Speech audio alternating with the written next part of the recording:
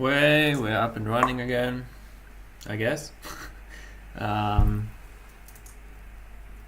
I didn't. I didn't prepare well. Why is my keyboard not working? Of course, my fucking touchpad is not working. That will be kind of tricky to start the video now. Okay, so then I have to do it by hand. That's fine.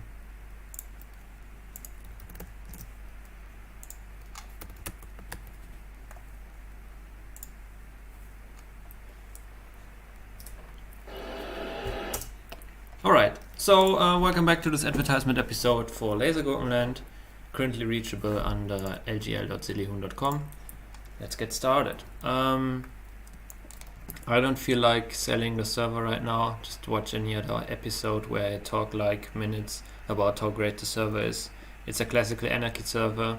Make sure to join. And this is an advertisement stream for it.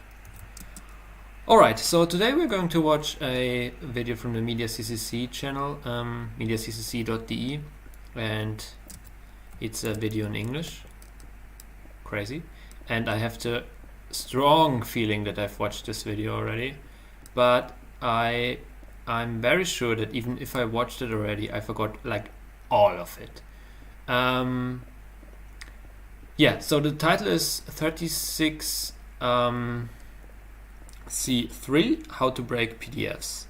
If you're interested in that talk that I'm going to play back in the background, make sure to check out the original. The link is in the description. Alright, so yeah, that's it. Let's get started.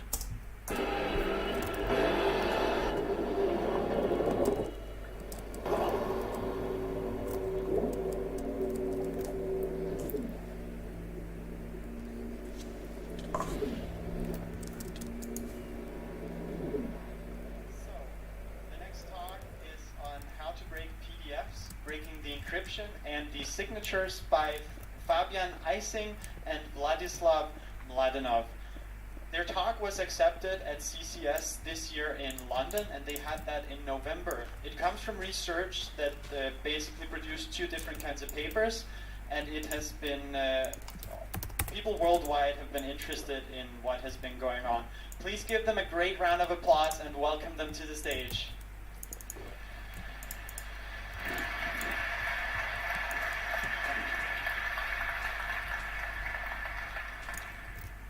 So, can you hear me? Yeah, perfect. Okay, now you can see the slide. My name is Vladislav Mladenov, or just Vladi if you have some questions to me, and this is Fabian, and we are allowed today to talk about how to break PDF security, or more special about how to break the cryptography operations in PDF files. We are a large team from University in Bochum, Münster and Hagmanit GmbH. So, as I mentioned, we will talk about cryptography in PDF files. Does it work?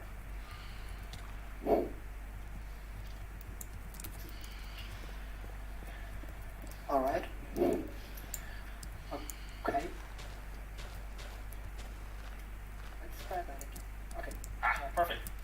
This talk will consist of two parts. The first part is about digitally signed PDF files and how can we recognize such files. If we open them, we see the information regarding that the file was signed and all verification procedures were valid, and more information regarding the signature validation panel and information about who signed this file. This is the first part of the talk, and I will present on this topic. And the second part is regarding PDF encrypted files and how can we recognize such files. If you try to open such files, the first thing you see is the password prompt, and after entering the correct password, the file is decrypted and you can read the content within this file. If you open it with Adobe, additional information regarding if this file is secured or not is displayed further. And this is the second part of our talk, and Fabian, we will talk how can we break the PDF encryption. So, before we start with the attacks on signatures or encryption, we first need some basics. And after 6 slides, you will be expert regarding PDF files and you will understand everything about it. But maybe it's a little bit boring, so be patient. There are only 6 slides. So the first is quite easy. PDF files are, the first specification was in 1993, and almost at the beginning, PDF cryptography operations like signatures and encryption was already there. The last version is PDF 2.0, and it was released in 2017. And according to Adobe, 1.6 billion files are on the web, and perhaps more exchange beyond the web.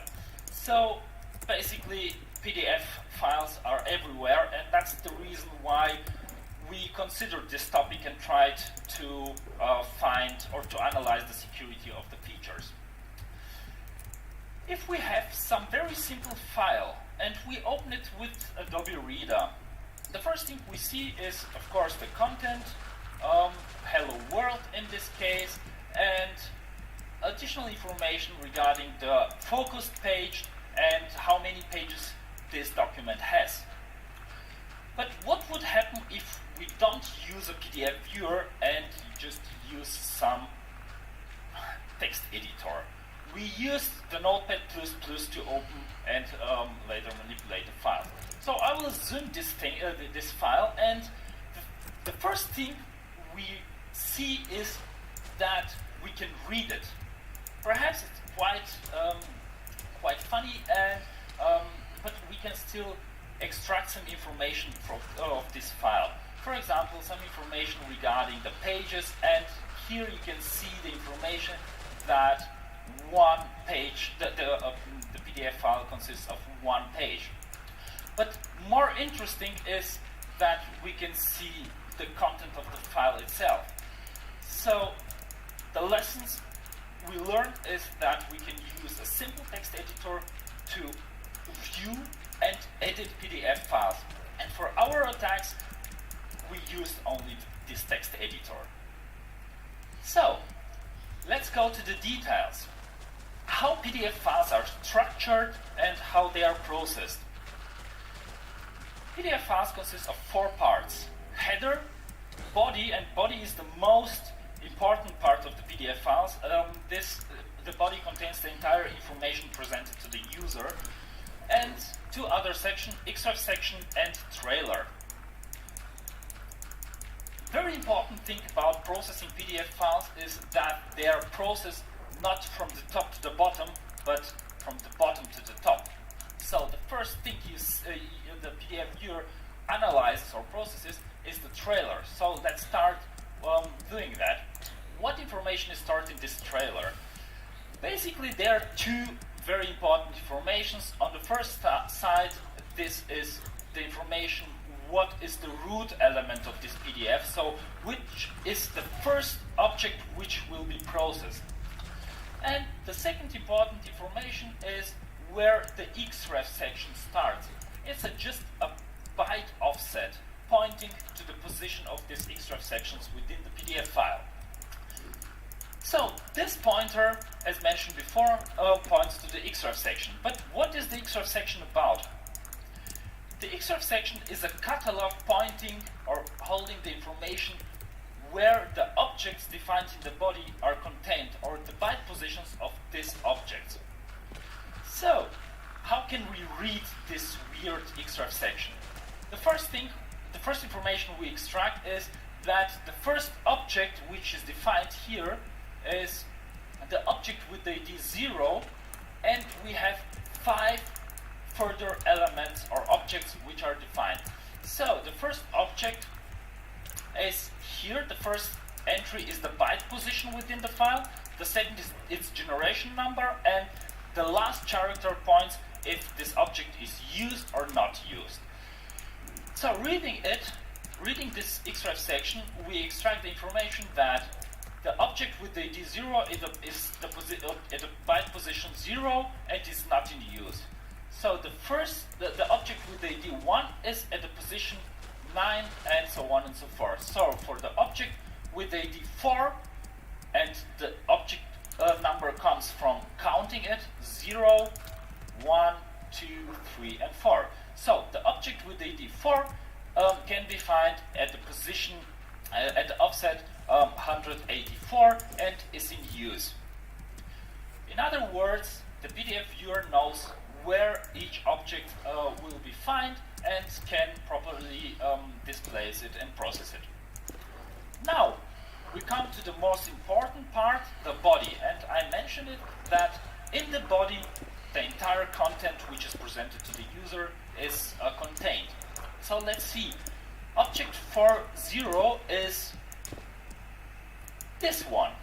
And as you can see, it contains the word hello world. The other objects are referenced to, so each pointer points exactly to the starting position of each of the objects. And how can we read this object? You see, we have object starting with the ID number, with then the generation number, and the word object. So you can now know where the object is starts and when it ends. Now, how can we process this body? As I mentioned before in the trailer, there was a reference regarding the root element. And this element was with the ID 1 and generation number 0. So we start reading the document here. And we have a catalog and a reference to some pages. Pages is just a description of all the pages contained within the file. And what can we see here is that we have this number count 1, so we have only one page, and a reference to the page object, which contains the entire information and description of the page. If we have multiple pages, then we will have here multiple elements. Then we have one page, and here we have the content, which is a reference to the string we already saw. Perfect.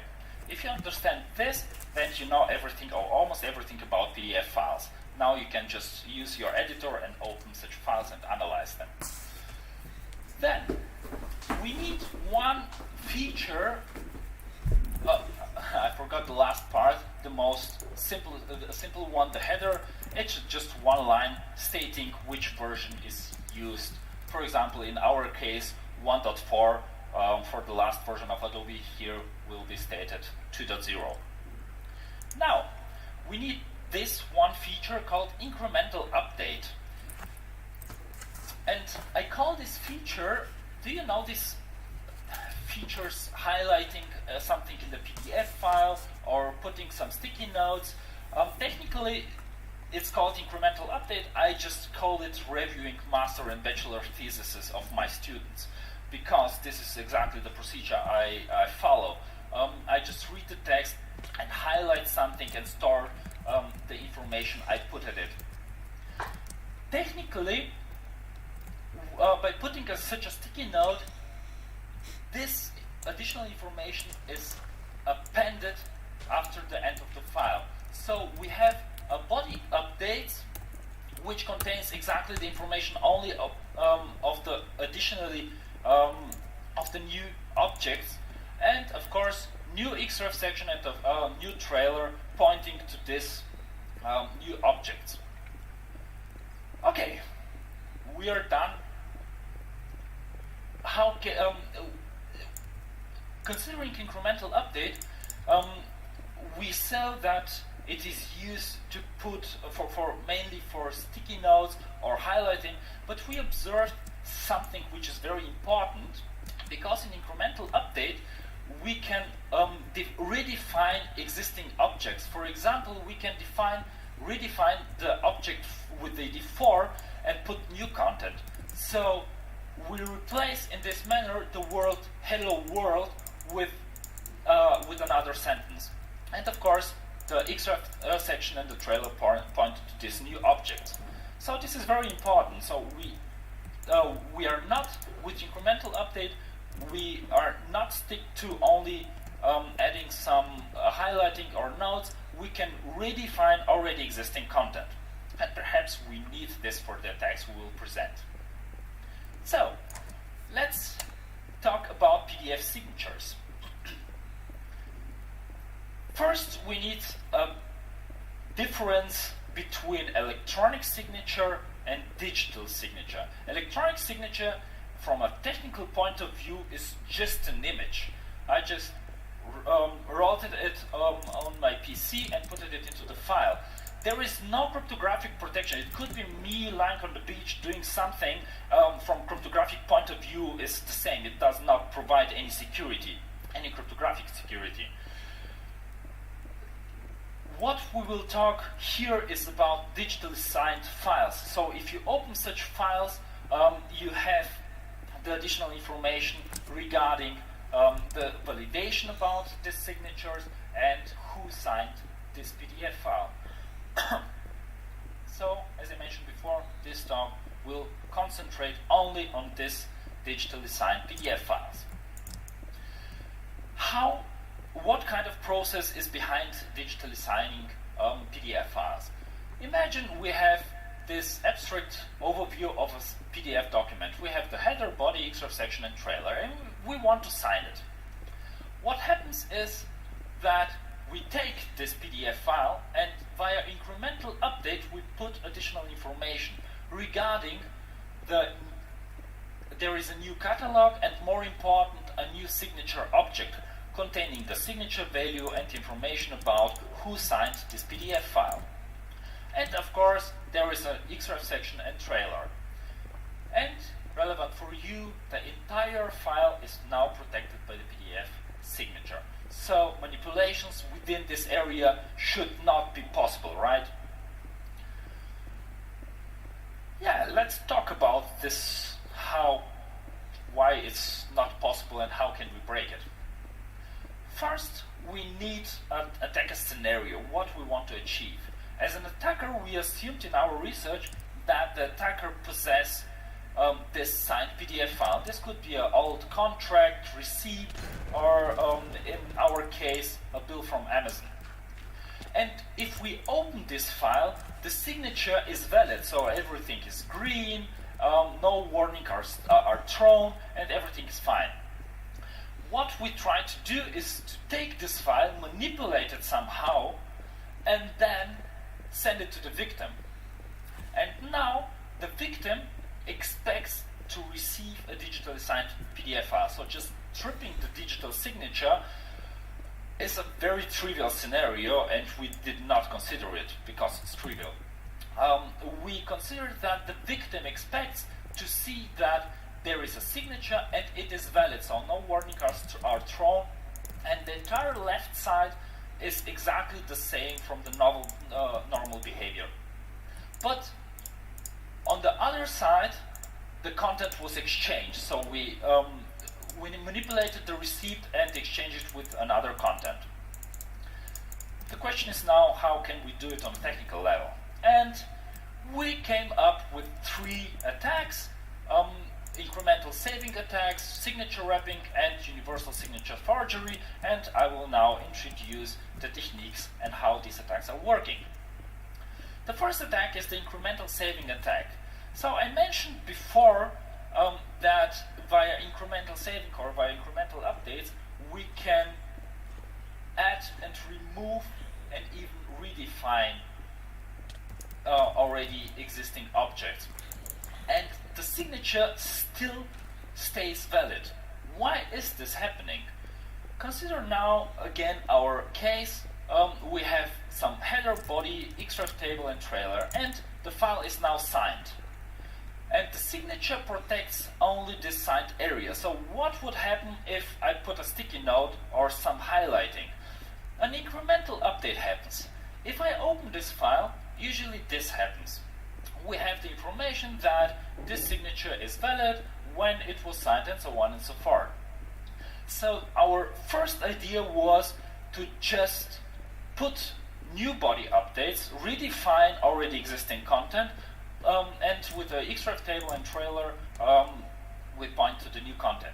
This is quite trivial because it's a legitimate feature in PDF files. So we didn't expect to be quite successful, and we were not so successful. But the first idea, we applied this attack, we opened it, and we got this message.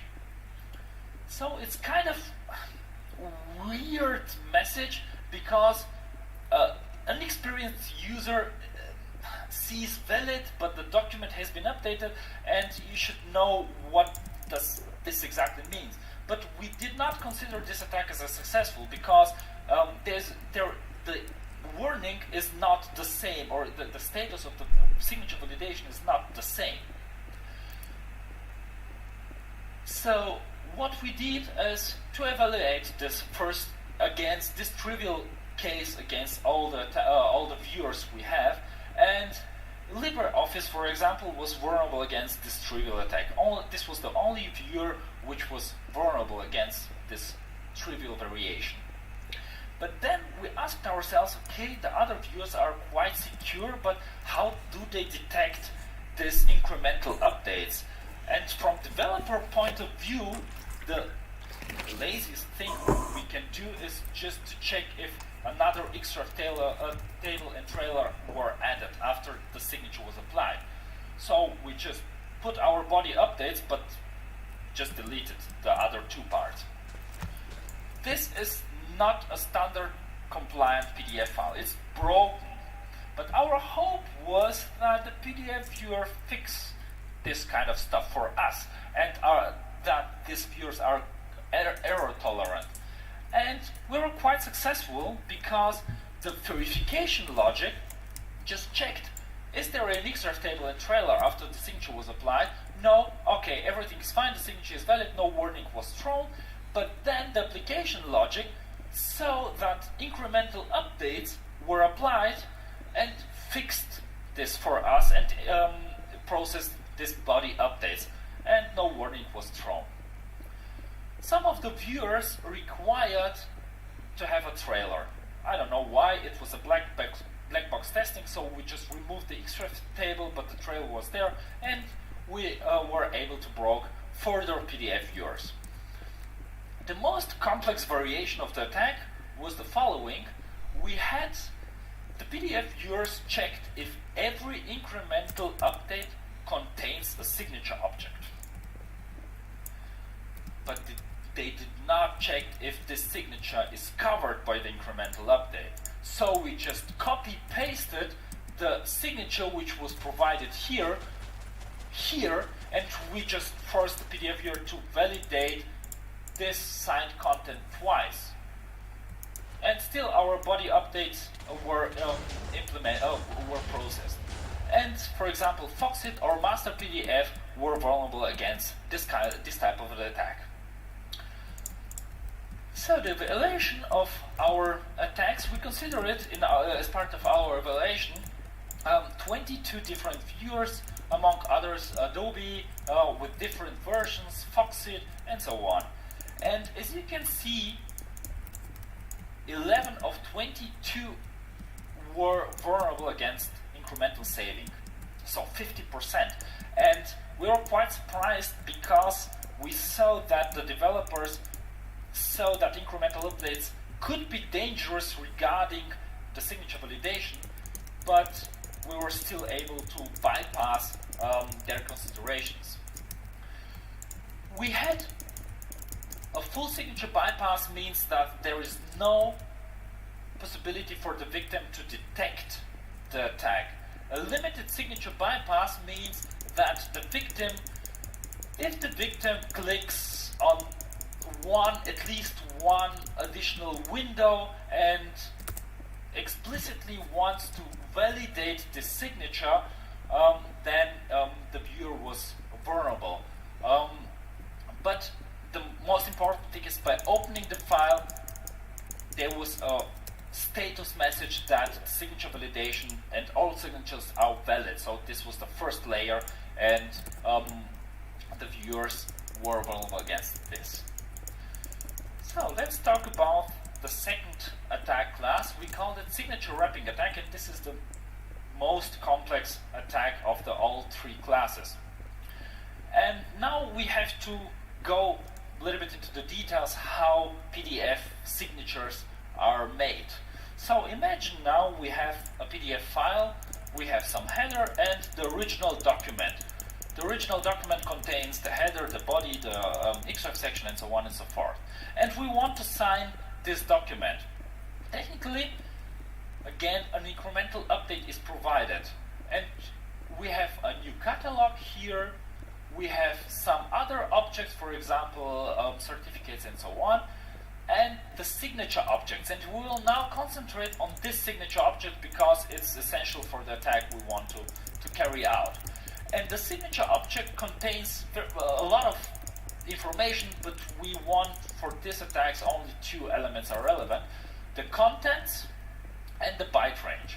The contents contains the signature value. It's a PKCS7 container containing the signature value and the certificates used to validate the signature.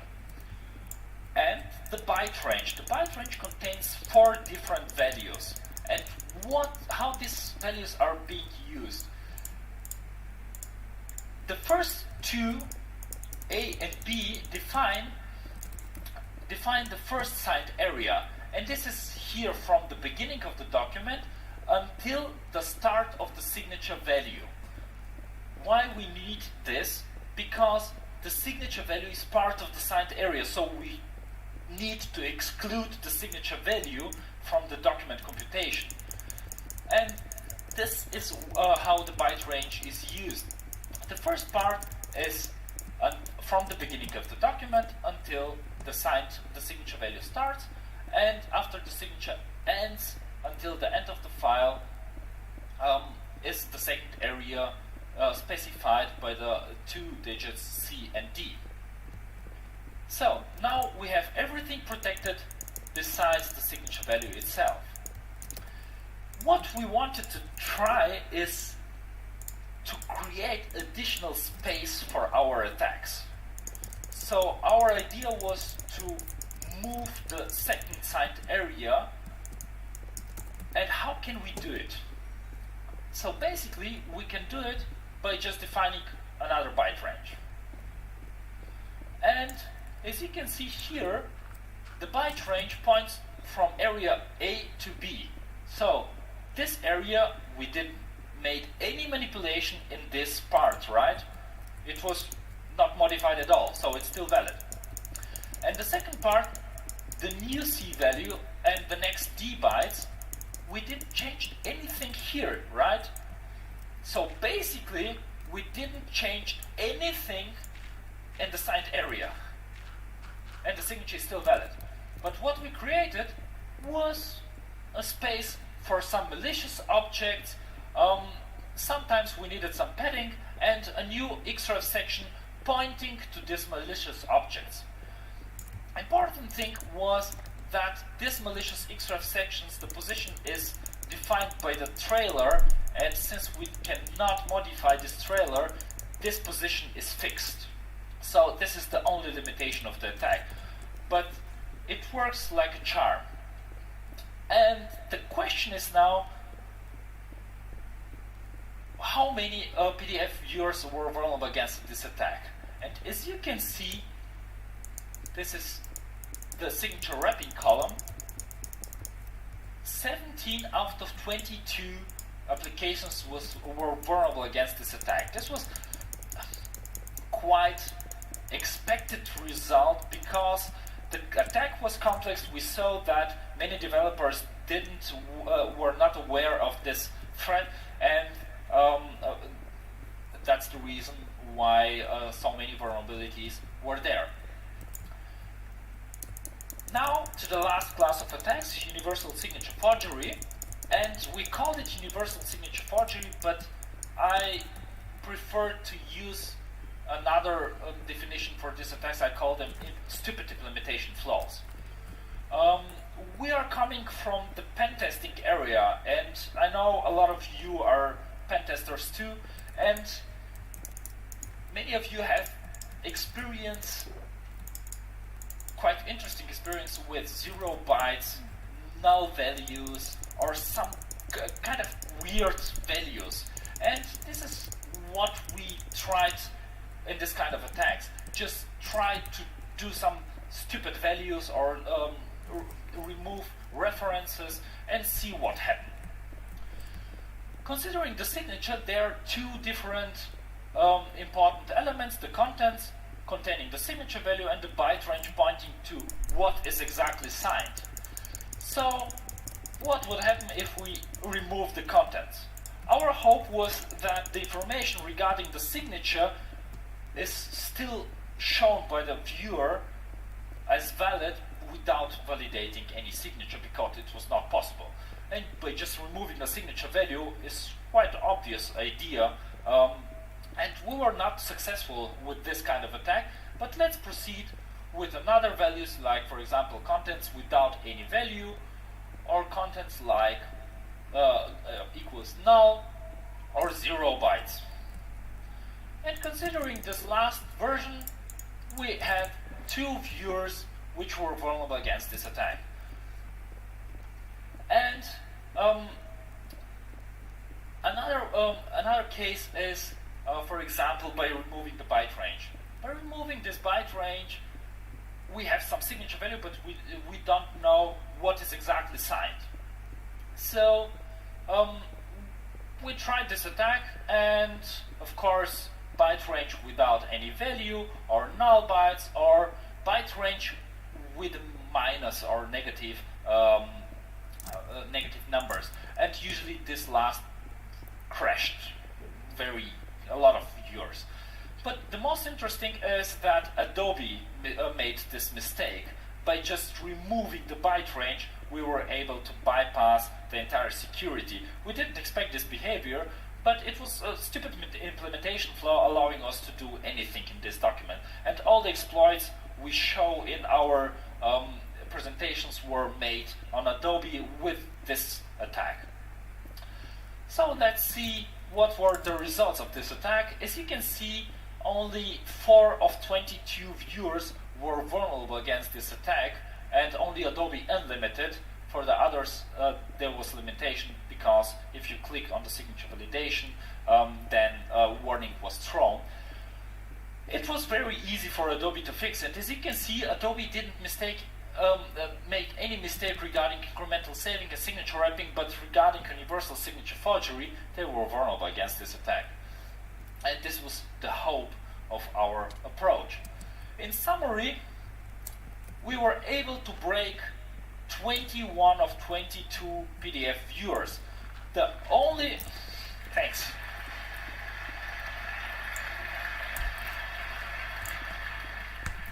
The only secure PDF viewer is Adobe 9, which is deprecated and has remote code execution. The only very secure. The only users allowed to use them or are using it are Linux users, because this is the last version available for Linux. And that's the reason why you consider it. So, I'm done with the talk about PDF signatures, and now Fabian can talk about PDF encryption. Thank you. Yes.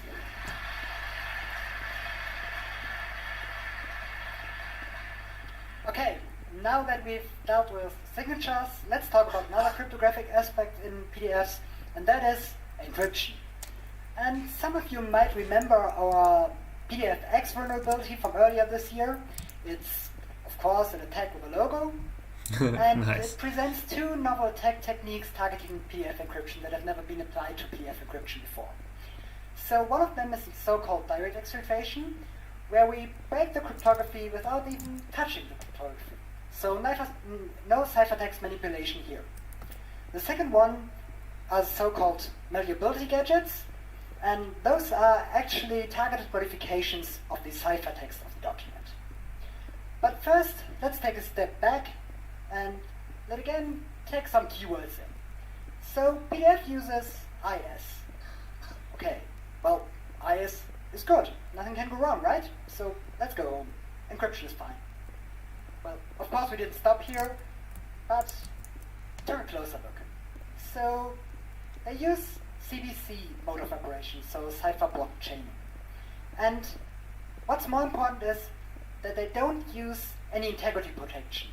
So it's unintegrity protected ISCBC, and you might remember this scenario from the attacks against encrypted emails, so against OpenPGP and S-MIME. It's basically the same problem.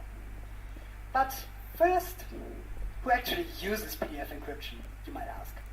For one, we found some local banks in Germany use encrypted PDFs as a drop-in replacement for S-MIME or OpenPGP because their customers might not want to deal with the setup of encrypted email.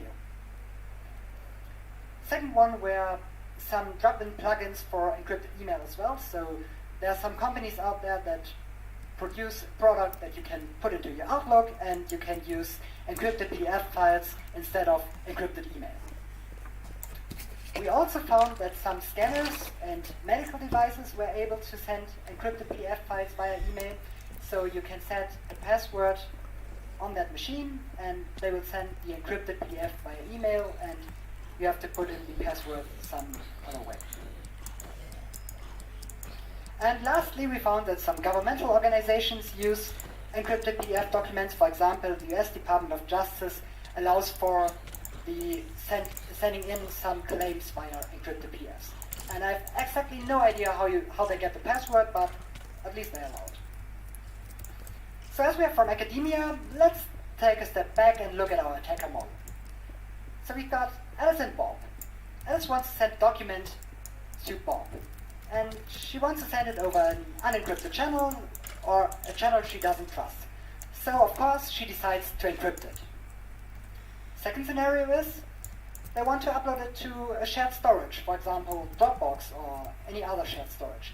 And of course they don't trust the storage, so again they use end-to-end encryption. So let's assume that this shared storage is indeed dangerous or malicious. So Alice will of course again upload the encrypted document to the attacker in this case, will perform some targeted modification of that, and will send the modified document back to Bob, who will happily put in the password because from his point of view it's undistinguishable from the original document, and the original plain text will be leaked back to the attacker, breaking the confidentiality. So let's take a look at the first attack on how we did that. That's the direct exfiltration, so breaking the cryptography without touching any cryptography, as I like to say. But first, encryption in a nutshell, PDF encryption. So you have seen the structure of a PDF document. There's a header with a version number. There's a body where all the interesting objects live. So there's our confidential content that we want to actually exfiltrate as an attacker. And finally, there's the extract table and the trailer. So what changes if we decide to encrypt this document? Well, actually not a whole lot. So instead of the confidential data, of course, there's now some encrypted ciphertext.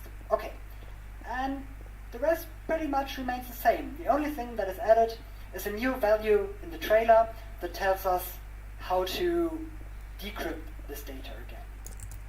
So there's pretty much of the structure left unencrypted. And we thought about, why is this? And we took a look at the standard. So this is an excerpt from the PDF specification, and I've highlighted the interesting parts for you. Encryption is only applied to strings and streams. Well, those are the values that actually can contain any text in a document. And all other objects are not encrypted. And that is because, well, they want to allow random access to the whole document.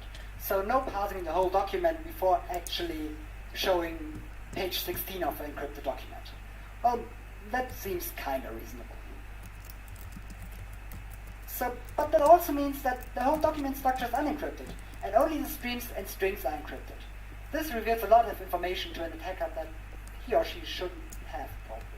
That's for one, the number and size of pages, that's the number and size of objects in the document, and that's also including any links, so any hyperlinks in the document that are actually there. So that's a lot of information an attacker probably shouldn't have. So next we thought maybe we can do some more stuff? Can we add our own unencrypted content? And we took a look at the standard again and found that there are so-called crypt filters, which provide finer granularity control of the encryption. This basically means, as an attacker, I can change a document to say, hey, only strings in this document are encrypted and streams are unencrypted. That's what the identity filter is for. I have no idea why they decided to add that to a document format, but it's there. So that means there's support for partial encryption. And that means attackers' content can be mixed with actual encrypted content. And we found 18 different techniques to do that in different readers. Wow. So there's a lot of ways to do that in the different readers. So let's have a look at a demo. So we have this document, this encrypted document. We put in our password and get our secret message. We now open it again in the text editor. We see in object 40 down here, there's the actual ciphertext of the object, so of the message, and we see it's IS encrypted with a 32-byte key, so it's IS 256. Okay, now we decide to add a new object that contains, well, plain text. And, well, we simply add that to the contents area of this document, so we say display this on the first page, save the document, reopen it, and we'll put in our password, and oh well, this is indeed awkward. Okay, so now we have broken the integrity of an encrypted document. Well, you might think maybe they didn't want any integrity in their encrypted files. Maybe that's the use case people have, I don't know. But we thought maybe we can somehow exfiltrate the plain text this way. So again, we took a step back and looked at the PDF specification. And the first thing we found were so-called submit form actions. And that's basically the same as a form on a website. You can put in data. You might have seen this in a contract, in a PDF contract, where you can put in your name and your address and so on and so on. And the data that's saved inside of that is saved in strings and streams.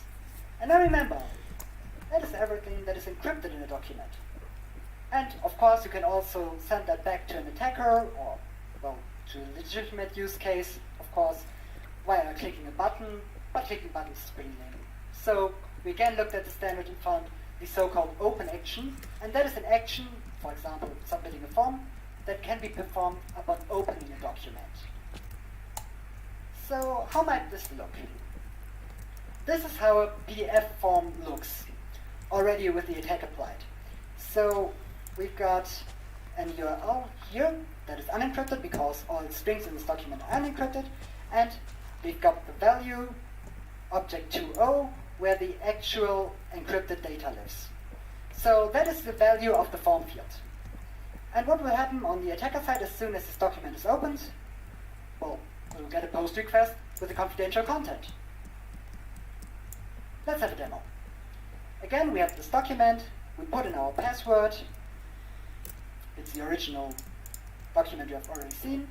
We reopen it in a text viewer, a text editor, again see it's encrypted, and we decide to change all strings to the identity filter. So no encryption is applied to strings from now on. And then we add a whole blob of information for the open action and for the form. So this will be performed as soon as the document is opened. There's the URL, p.df, and the value is the encrypted object 4.0.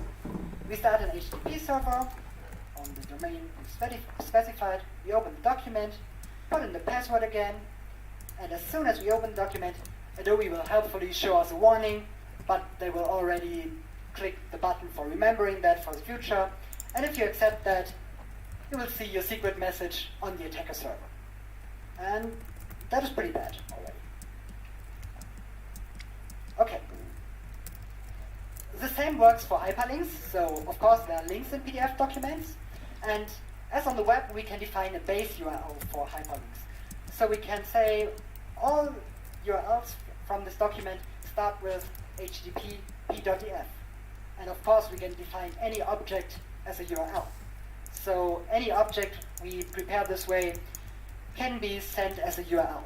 And that will, of course, trigger a GET request upon opening the document again if we define an open action for the same object. So again, pretty bad and breaks the confidentiality. And of course, everybody loves JavaScript and PDF files.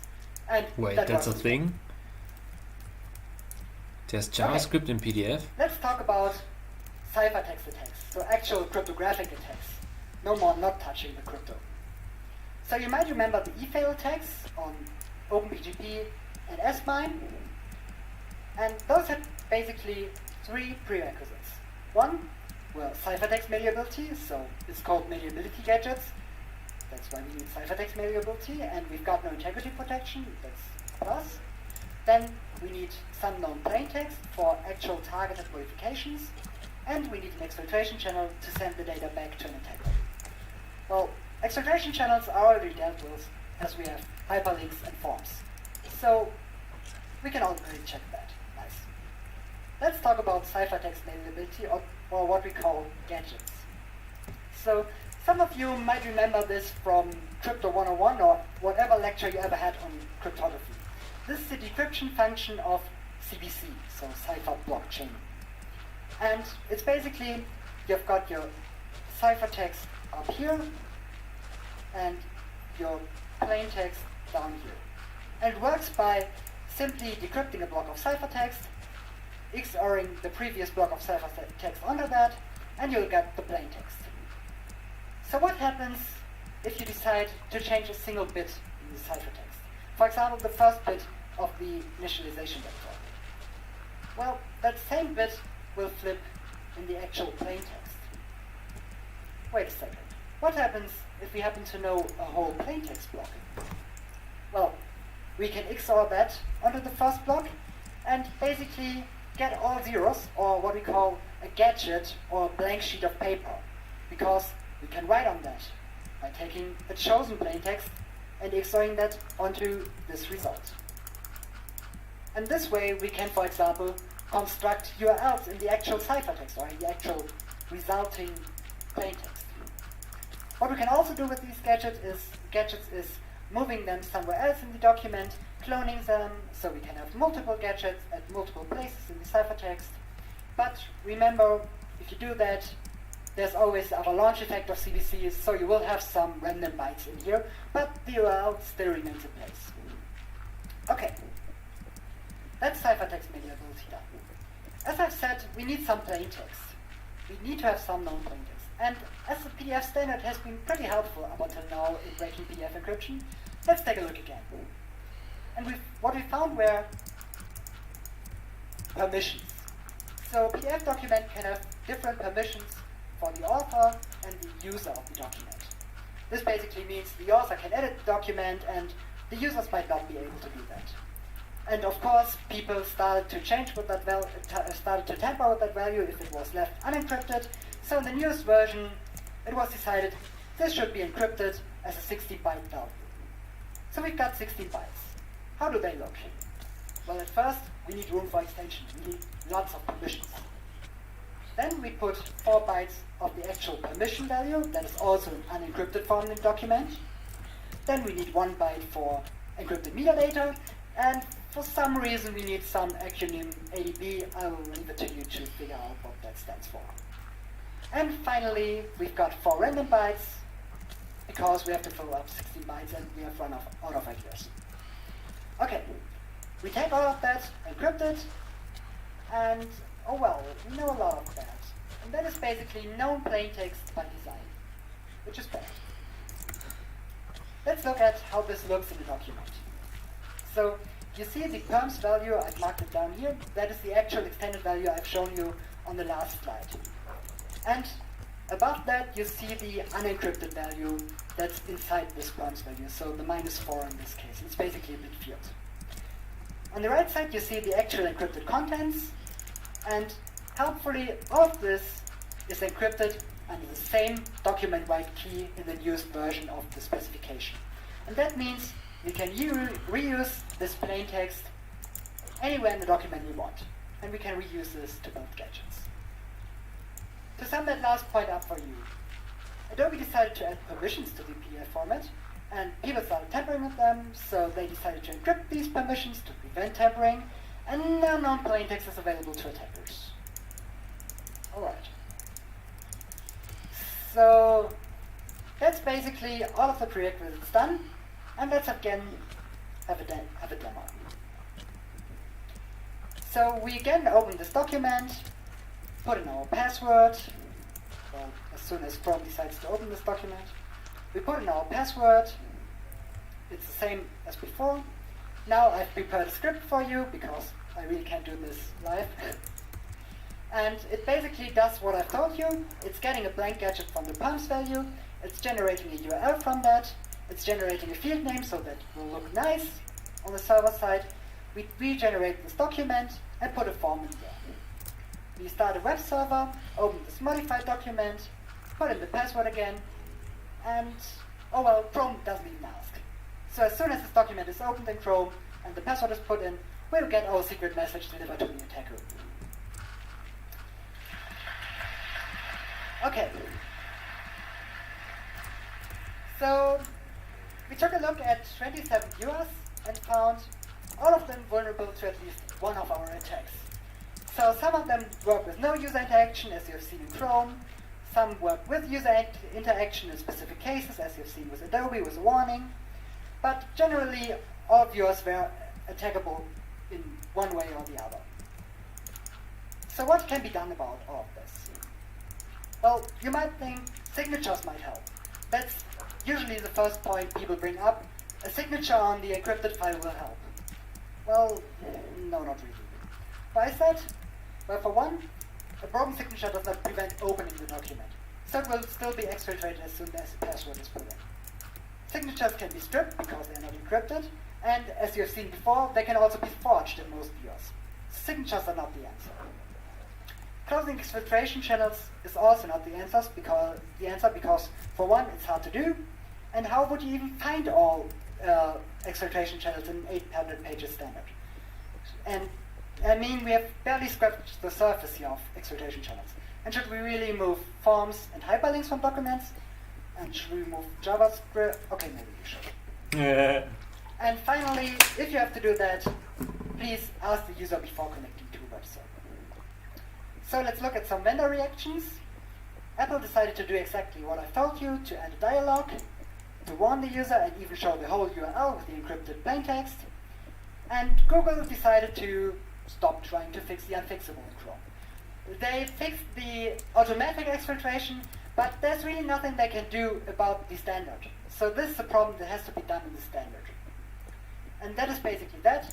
For mitigating wrapping attacks, we have to deprecate partial encryption and disallow access from unencrypted to encrypted objects. And against the gadget attacks, we have to use authenticated encryption like ISGCM. Okay. And Adobe has told us that they will be escalating this to the ISO working group that's now responsible for the PF standard, and this will be taken up in the next revision. So that's a win in my book.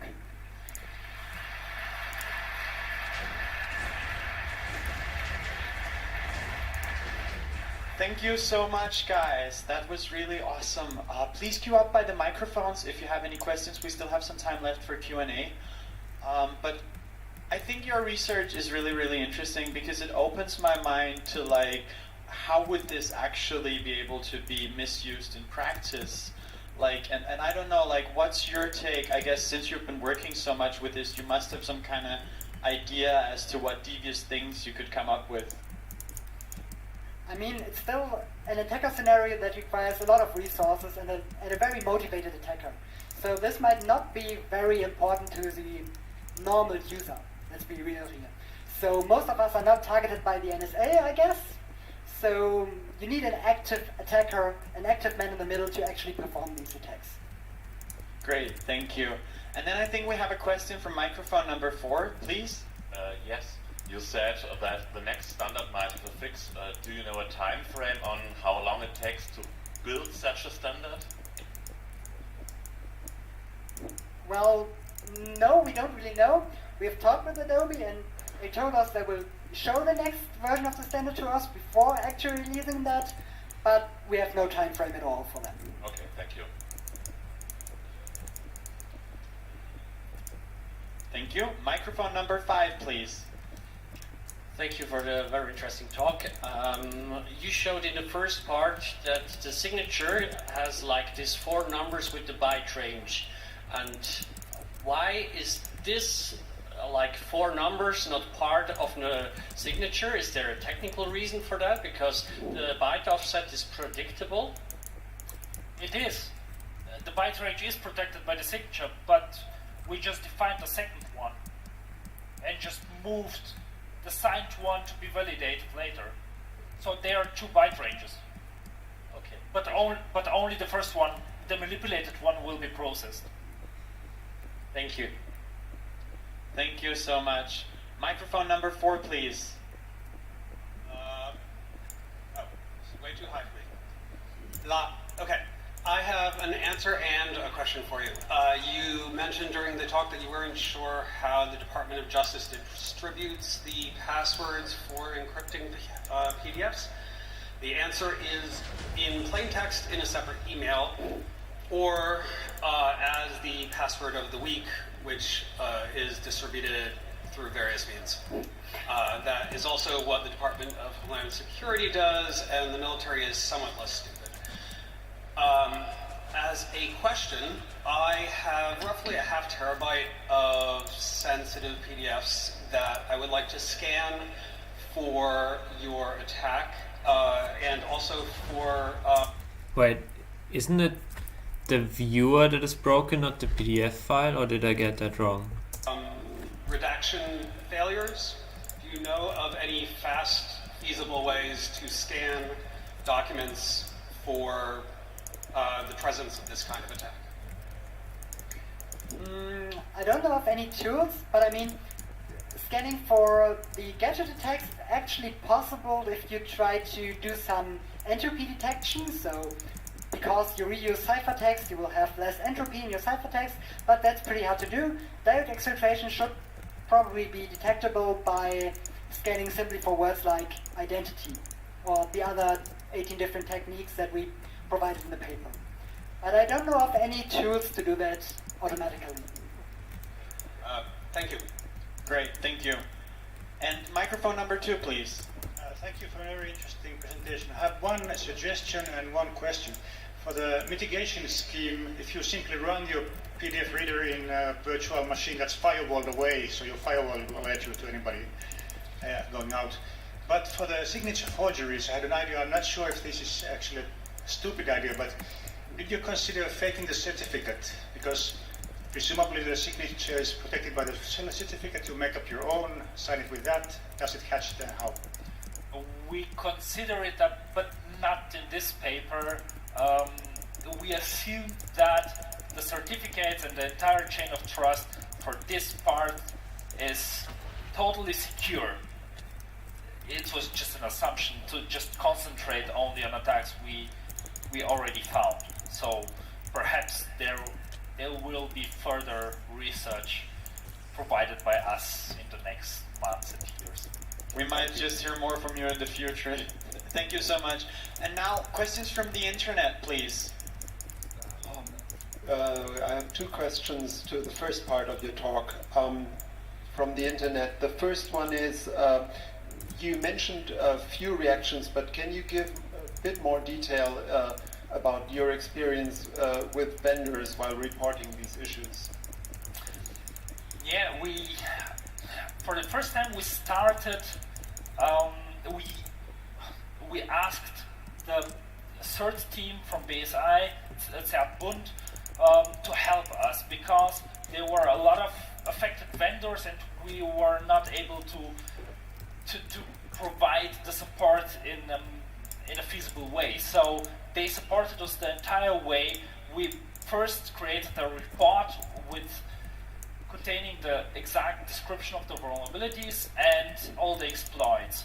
Then we distributed it to the BSI and they contacted the vendors and just proxied the communication. And there was a lot of communication, so I'm not aware of the entire communication, but only about the technical stuff where we were asked to just retest the fix and so on. So there was a reaction from Adobe, Foxit, and a lot of viewers reacted on our attacks and contacted us. But not everybody. Thank you so much. Unfortunately, that's the only time that we have available for questions today. I think you guys might stay around for a couple of minutes, just if someone has any more questions. Fabian Eising and Vladislav Mladenov, thank you so much. It was very interesting. Please give them a great round of applause. Alrighty, so that's it for this advertisement episode. Oh my gosh, why are mobs so annoying? Yeah. Anything I have to say? No. If you're interested in the talk, check out the original video. Link to that is in the description. If you're interested in the server, check out Lasergurkenland, reachable under lgl.zilihun.com.